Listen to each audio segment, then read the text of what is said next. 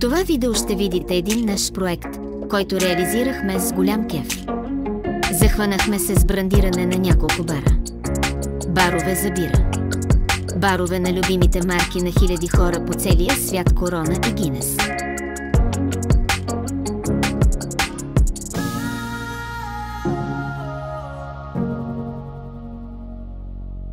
Локацията на баровете се намира край Балчик в красивият комплекс Лайтхаус Голф и Спа.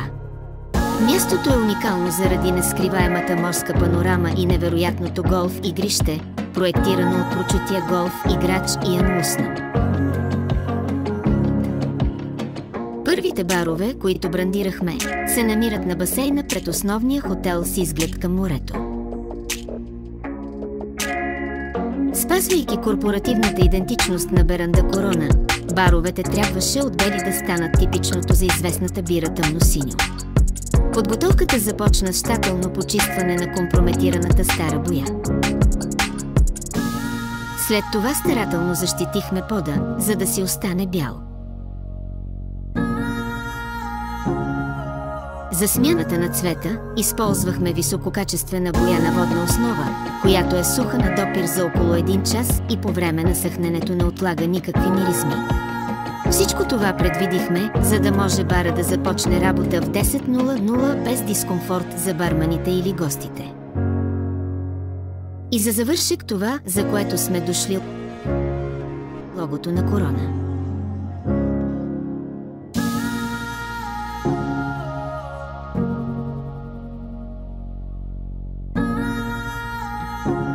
За да допринесем за плажната атмосфера, която бирата Корона носи със себе си, поставихме 4 имитации на сърф, отново брандирани в корпоративните цветове.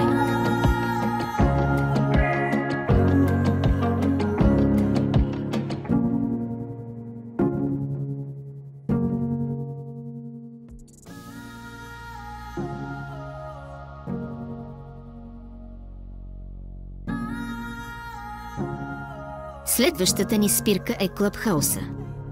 Мястото, където отмарят голфарите след игра. Ресторант 19-та дупка получи стилен брандинг Гинес. Целият 6-метров бар беше облечен с характерния за Гинес бекграунд и след това върху него светната обемни букви. Буквите изработихме след осветление в неутрална светлина, за да допринесе за приятната атмосфера в ресторанта. Над бара грейна и логото на Гинес златната арфа. За пространството зад бара направихме дизайн на светещ елемент, вдъхновен от оригиналната чаша за Гинес.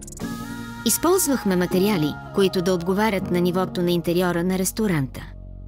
Изрязахме лазерно, за да се стигне до прецизността, която виждате.